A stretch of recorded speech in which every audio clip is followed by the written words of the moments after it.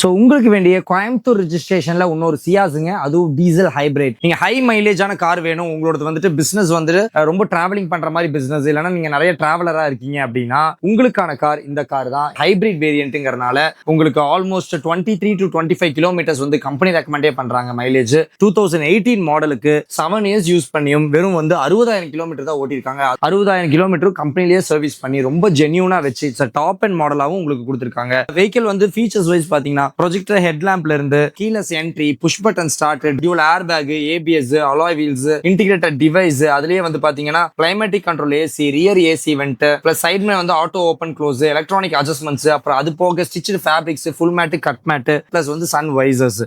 இந்த அளவுக்கு ஃபீச்சர், இவ்வளோ ஃபீச்சர்ஸ் உள்ள வெஹிக்கிள்ல இருந்து உங்களோட பட்ஜெட்லயும் இருக்கு. பிளஸ் 60 to 70,000 இனிஷியல் இருந்தா போதும். மாருதி செக்மெண்ட்டுங்கிறனால ஹை லெவல்ல வந்துட்டு உங்களுக்கு ஃபினான்ஸ் ஆப்ஷன்ஸும் கொடுப்பாங்க.